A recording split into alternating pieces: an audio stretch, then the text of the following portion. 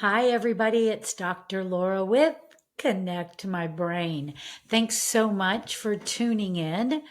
Well, we've been on quite a journey. We have looked at the history of so many different childhood labels and diagnoses.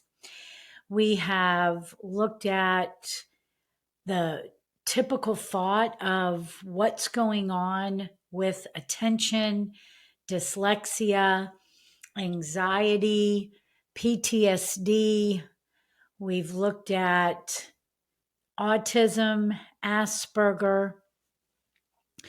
We have really tried to break down some traditional ways of thinking about everything, but also what are some other perspectives?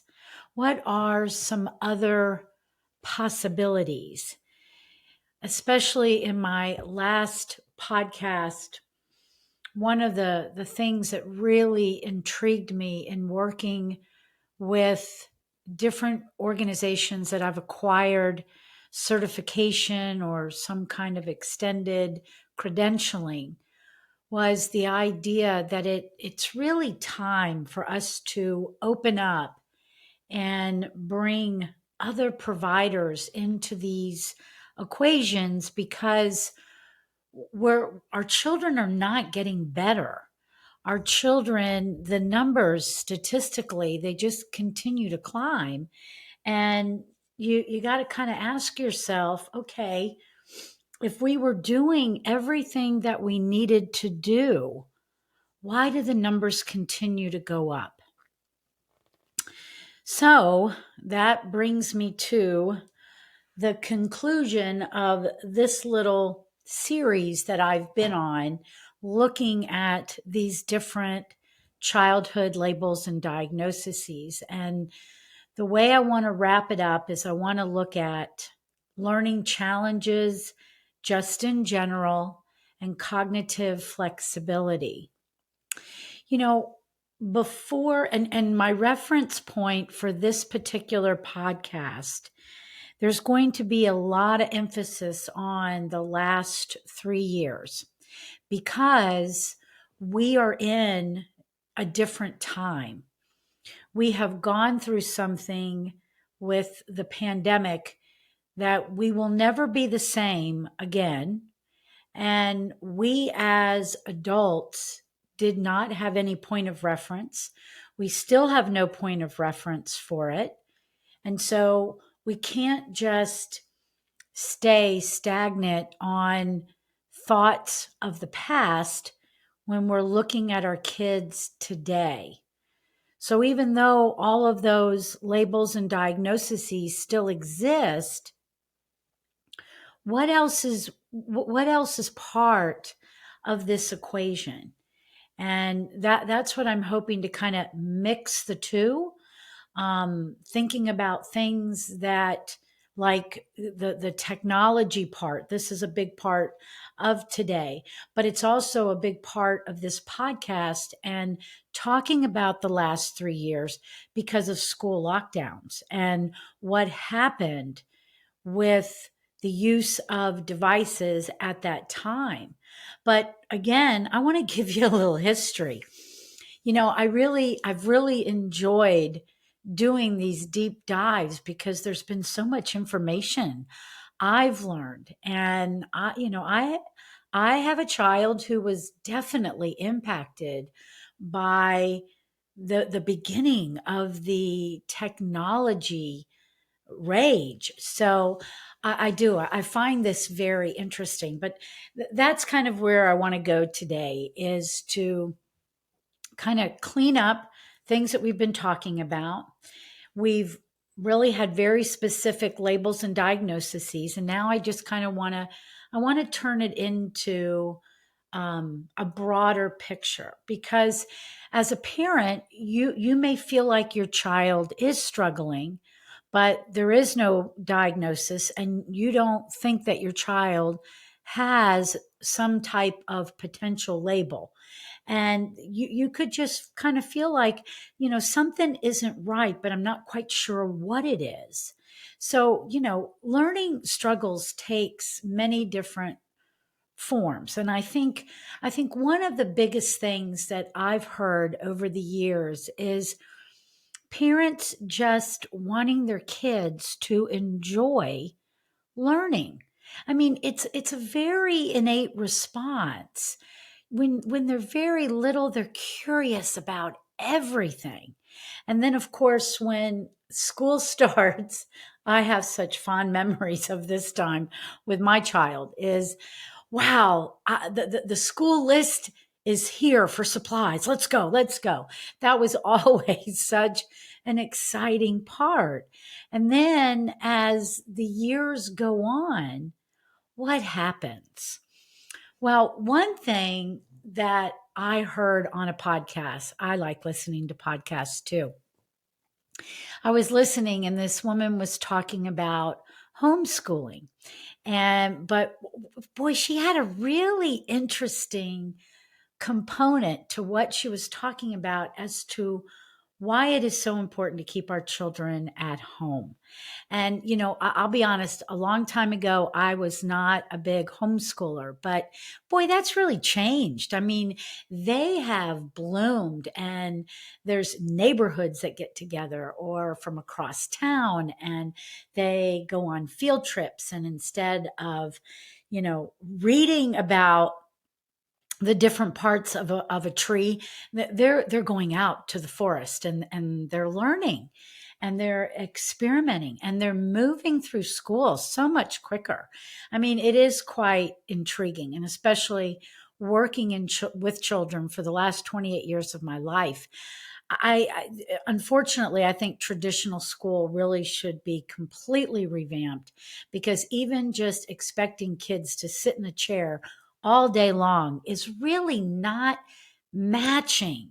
It's not matching their need. I mean, I don't know that this will ever go on YouTube, because I got kicked off, or one of my podcasts got kicked off because we were talking about information that has been uncovered regarding the Pfizer vaccine. And if we're going to be narrowed down, then I don't even want to be there, because I think it's important for us to be able to talk. But what I was just doing is I am bouncing on my ball chair. I cannot sit in a regular chair. It is so uncomfortable. And being around kids all day long, we are constantly moving. Kids need to move. Remember when your baby was inside of you and the doctor said, "Hey, do you feel the baby moving?" Does the midwife say, "Hey, do you feel the baby moving?" Moving is what makes those neurological connections. So I think there's a lot of work that we can do. But what she said was that there's such confines on a child asking a question when that is so innate about them.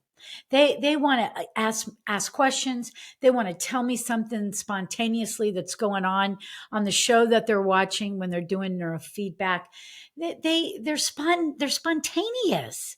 And I think spontaneity is a very positive characteristic.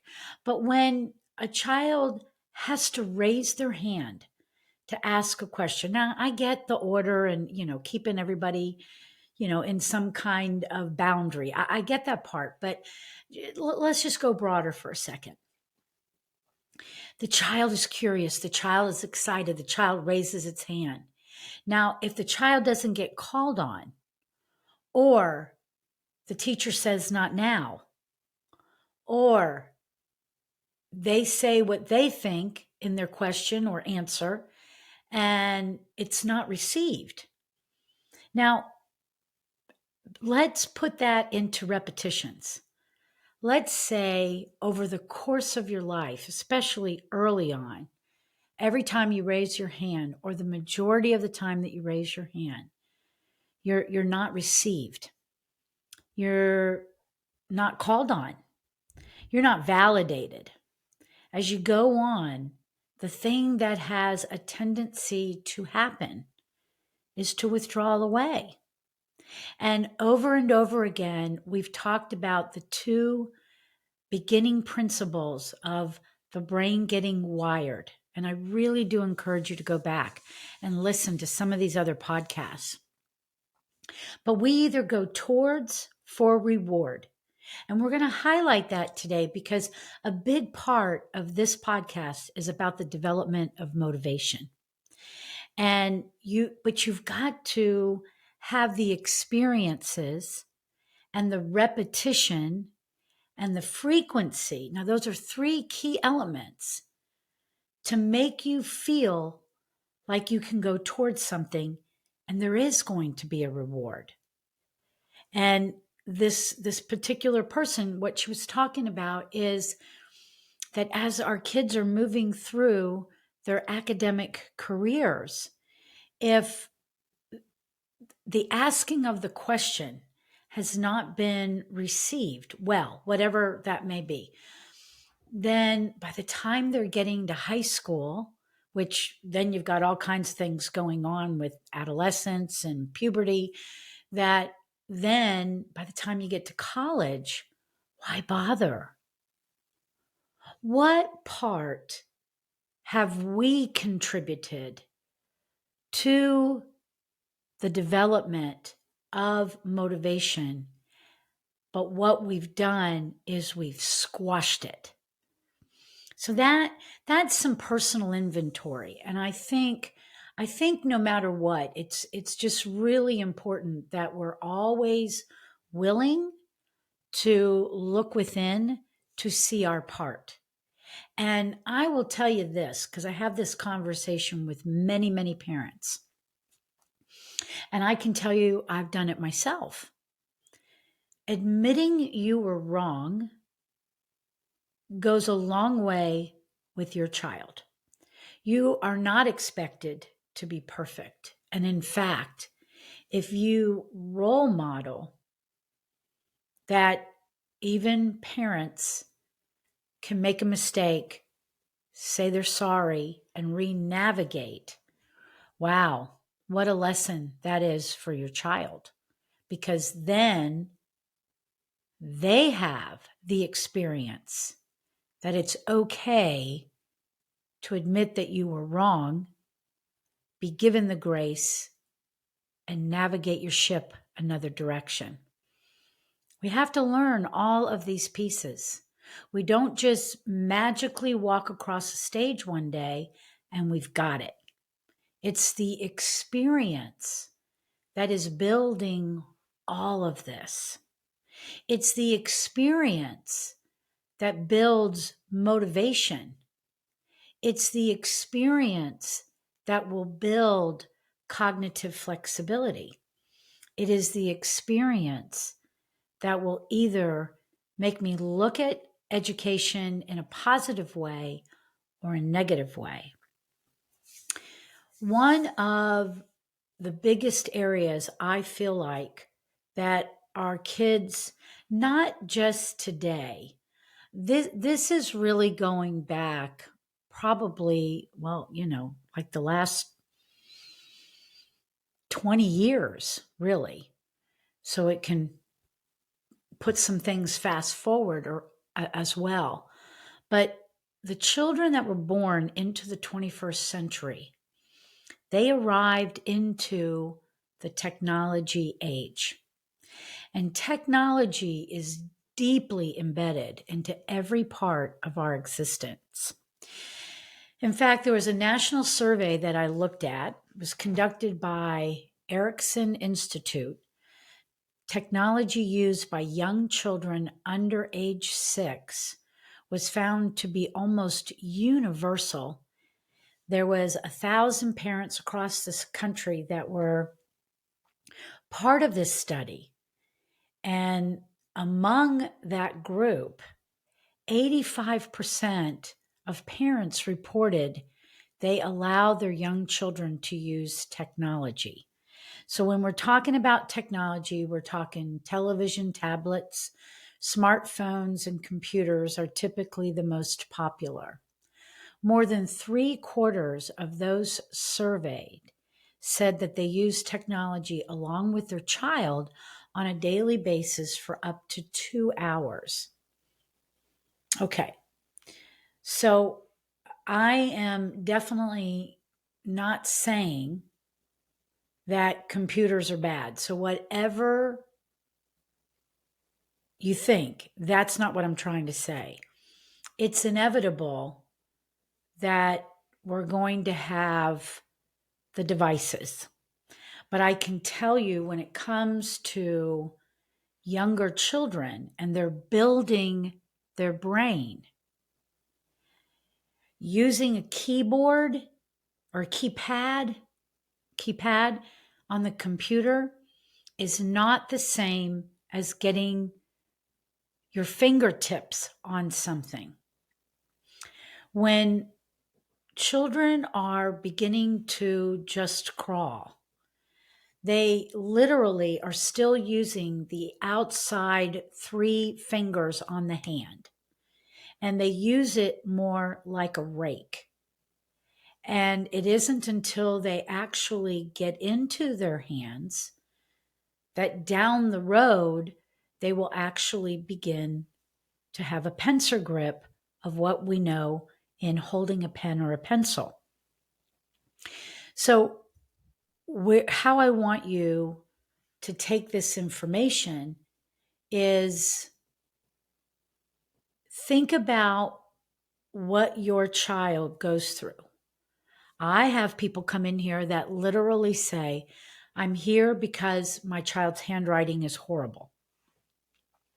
You have to look at those pieces and you have to begin to walk backwards and ask yourself, what did my child do when it was time to crawl? Did they?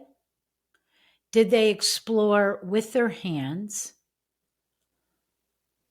What is it that they actually did? So what I want to do is I want to tie this back into what happened when our children were pulled from their routine and pulled away from school. So when this virus hit our country, literally the world was turned upside down. Children were already struggling to learn. That particular time is not the history cause, but it has accelerated what has happened to our children. Before the upside down chaos, it was 1 in 5 kids that was struggling academically. So during our 2-year journey, beginning as early as February 25th, 2020, there was a blunt call for school lockdowns. During this period, 1.6 billion children were impacted by the school closures. Schools abruptly shifted to an online program, and our children entered into the twilight zone. Since this period began, there is a rise in mental health problems, cognitive problems, feelings of loss and isolation. School, whether you're going to a building or you're part of a homeschool organization, is much more than just learning math, reading, and spelling. This is where children build social skills, team skills, being on sports teams, confidence in themselves while respecting others. This period of time has left a devastating legacy on our children. One of the results of this period of time is the growing presence of technology. School systems were taught on computers. Homework was completed and turned in on computers, and all interaction with parents was done on computers. The point is not to say computers are bad, but it's the application and how children are exposed to them. When a child is given a device at an age of 1 rather than a tangible toy to touch and explore, the sensory input is different. Now, the American Academy of Pediatrics, they have guidelines, and their guidelines say begin at 3 is an acceptable time to begin using devices. I would tell you right now, I wouldn't agree with that. Babies to toddlers need tangible sensory input to build their brain. As I said before, the keypad is not learning how to have fine motor control. And looking at a screen that is 2D completely takes you away from trying to learn how to be in a 3D space. We live in a 3D world. We need to physically be in a 3D world. If you don't know how to do that, well, let's look at the laundry list of issues that could relate to that. That could be a child with poor balance, poor coordination, considered clumsy, walking on their toes, not being able to actually sit up in a chair. You have to be able to interact your body in gravity. Let me give you an example.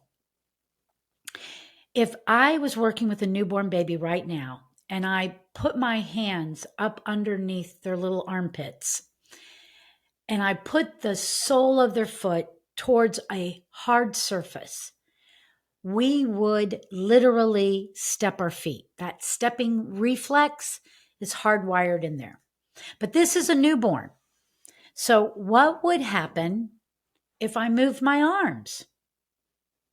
They'd fall because they haven't learned how to be in gravity yet. Being in gravity, being in a 3D space is what creates spatial awareness. With an increased use of devices from our school age years to college, most individuals have acquired a growing dependence on their use. Just become a people watcher. Watch where everybody's faces are when they're walking around with a phone. They're constantly looking down. I can remember watching the body of students at University of Georgia crossing a busy road, and I'm telling you, hundreds of them. And I don't think there was one person actually looking up. I don't think there was one person that actually initiated crossing the street by looking both ways. Everybody is looking at a device. Have you ever been out to a restaurant and look at what's going on at other tables? And now the little ones have their own little devices as well. Well, I want to get into this history. So let's look at this. So let's look at the history. One of the first electronic educational toys was Texas Instruments Speak and Spell. This actually came out in the late 70s. This device started the interaction between machine and child. Then in 1980, the personal computer, intended for interactive individual use. The relatively simple device was a precursor to the first personal computer designed for children in the 1980s. The first Speak and Spell toy came out in 1978 to teach children ages 7 and older how to pronounce and spell 200 commonly misspelled words. It relied on electronic speech synthesis and bubble memory, which this was a precursor to RAM, and was the first such product to use solid state circuitry to replace all moving parts. So boy, we were detailed even back then with this. Now, Magnavox Odyssey was the first gaming console released in 1972. And then the Atari Pong Arcade came out in 75, followed by the Atari 2600 game console in 1977. So then we have the video market exploding in the 1980s. And then we have Sony's PlayStation 1994. In 1998, these were considered the first web-connected interactive toys or smart toys. Wow, okay. So let's look at some drawbacks to this so that we might consider some of the stuff we're going through today. Interesting. These were also okay, no, we'll get to that in a minute, but I think it's kind of interesting because it has to do with like even Alexa today, okay? This one really hit me. In 2015, Hello Barbie from Mattel was released and featured a built-in microphone and voice recognition software, as well as Wi-Fi connection. The doll's call and response function was the precursor to Amazon's Alexa, Echo, and Apple's Siri voice assistants. Interesting. However, hackers soon figured out how to break into the toy system and access users' private information. Many of these toys were criticized for violating children's privacy without parental consent. Yes.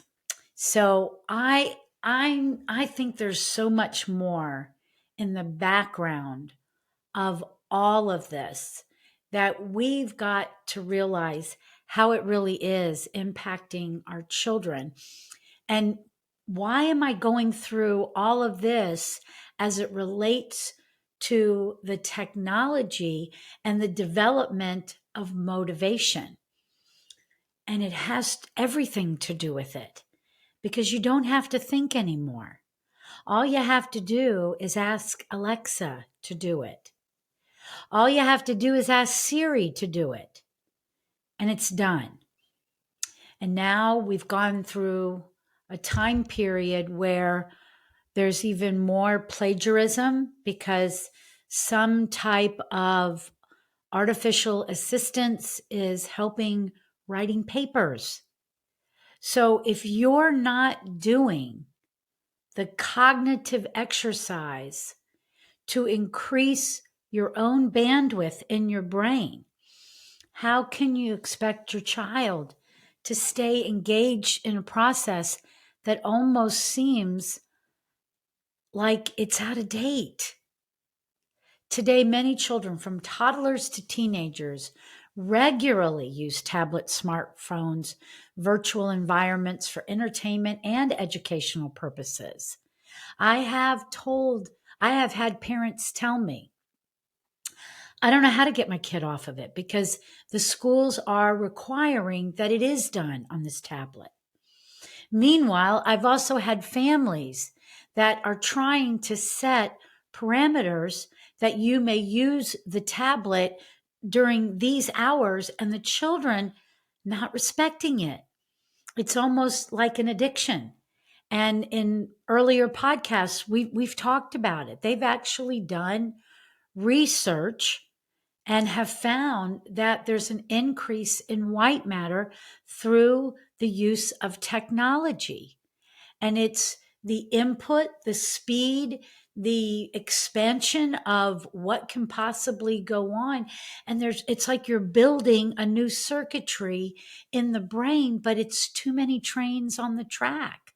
So what we've been through since the last 3 years, there is an increase in children reliance on these technologies just to connect with the outside world. And you know yourself that can be very dangerous, okay? With this increase of these products comes heightened prospects of damage and abuse. A recent study published in Children and Youth Services Reviewed identified problematic smartphone use present in 16.4% of high school students surveyed, daytime sleepiness 20%, and symptoms of post-traumatic stress disorder 6.9%, as spiking during the school lockdowns. A study published in the Italian Journal of Pediatrics found that 66.3% of the children and adolescents surveyed used their smartphone for more than 4 hours a day during the lockdowns, compared with 16.3% who did so before the lockdown. In addition, 56% of the children and adolescents surveyed used their smartphone after midnight at least 3 times each week, compared with 30% before the lockdowns. So kids wanting to connect, children, adolescents, teenagers, young adults wanting to just be part of the world, which is really perfectly normal. But when we took away their time, and they won't get this back. Think of the kids that lost their senior prom. Think of the kids that lost their graduation from college. They won't get that ceremony back. They won't get that event back. And in a much earlier podcast, when I was talking about one of the reasons for the rise in developmental delay had to do with what happens for mom when she suffers a loss during her pregnancy. And what they found was that it drove that sympathetic nervous system, and that seemed to be one of the highest contributors. And suffering a loss is not just the passing of someone, but it is the loss of maybe the white picket fence, maybe a job, maybe a loved one. But for these kids, the same thing can happen. When we find out pieces like this in research, it's not only applicable to someone that's pregnant. It can be across the board. Losing those pieces of your childhood memories can be very devastating and can cause kids to maybe just not do the things that we know that they should be doing. And that's why it is imperative that we are the best role models that we can possibly be. Now, all of this does relate to motivation. This is one of the biggest contributors. And there's so many things that we can pull from it, but we've got to realize that there are issues for our kids today that are directly a result of what we have been through in the last 3 years. And I still believe that if we take the steps to get them the help and the services that they need, we can get them back on track. But it takes work. So let's look at some of the theories behind motivation, because there's several. There is the instinct motivation theory, which says it's just literally programmed into the human being. There is incentive motivation theory, which talks about external rewards. There's drive theory of motivation, taking action to reduce the internal tension that can be caused by unmet needs. There is arousal theory of motivation, taking action to increase or decrease levels of arousal.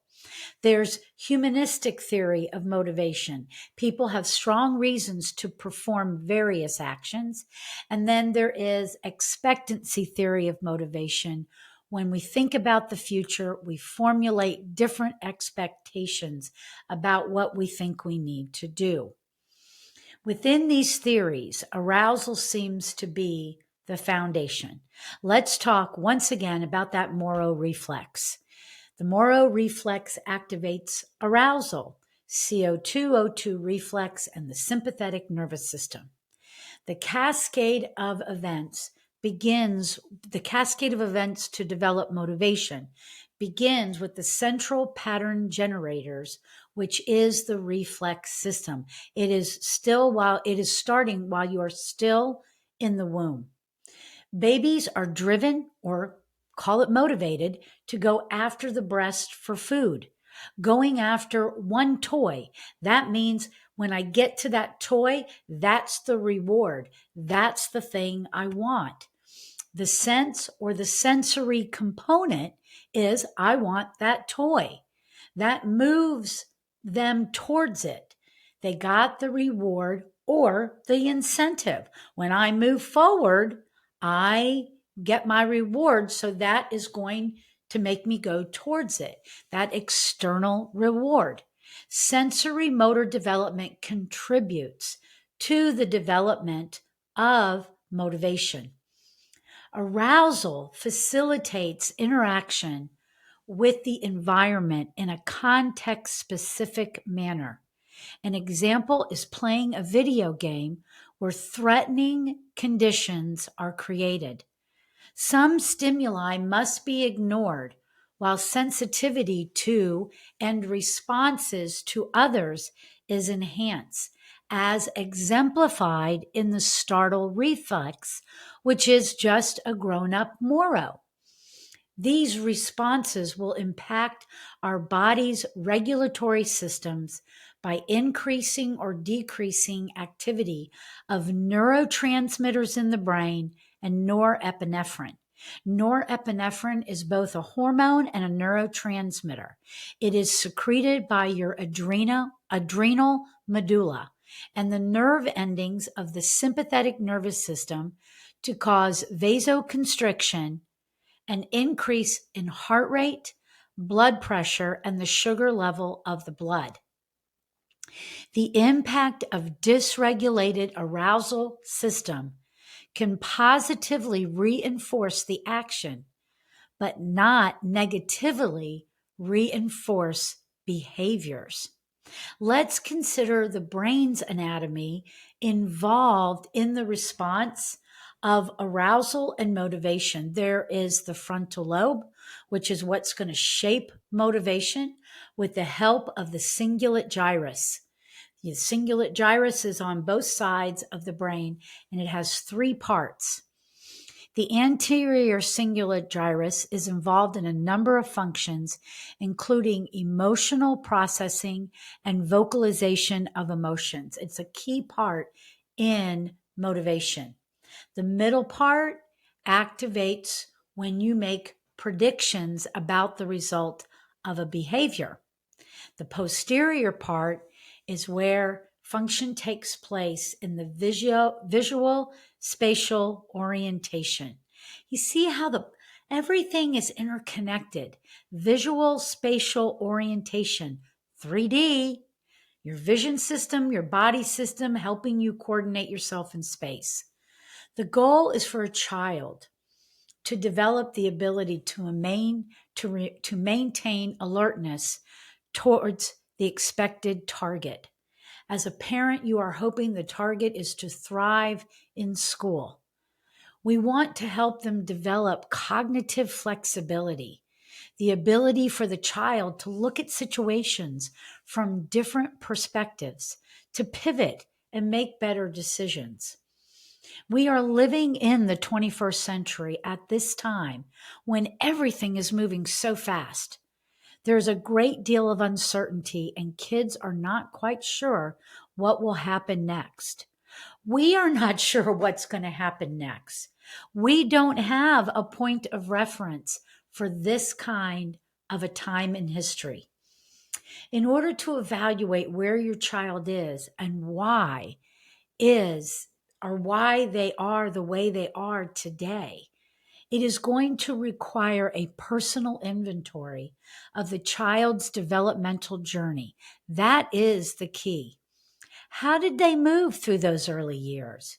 You may not remember every detail, but familiarize yourself with pictures, or perhaps there is a baby book. How were things for your child and your family during the past 3 years? Ask yourself, did your child change? Are they engaging less with friends and activities? Maybe some of them are scared to go back out. I've heard that from parents too. These are the steps necessary to grow, develop, and connect the circuitry in the brain. Motivation teaches the ability to create self-regulation strategies. Strategies require higher level of cognitive skills for problem solving, self-monitoring, recognition of needing the arousal state to change or maintain, organization of language, planning, sustained attention, increasing working memory, organization of space, time, tasks, and environments, choice of goals, intention, and the formulation, execution, and evaluation of those strategies. These skills do not usually appear until the age of 8 years old. What has their journey been like? I really believe it'll show you why they are struggling today. Thank you so much for being part of this podcast. If you have any questions, please feel free to reach out. You can go over to the website, connectmybrain.com, go over to the Contact Us page and send me a message. Let me know when you're available so that we can really cut down on the back and forth. If you've never familiarized yourself with the milestone acquisition charts, there's a free download under the podcast tab, and you can download that, and maybe that will help familiarize yourself with what your child's journey was all about those early years. You're always welcome to call the office, 678-501-5172. We are here to help, to guide, and to really take that ship and point it in the right direction. Have a great day and be blessed.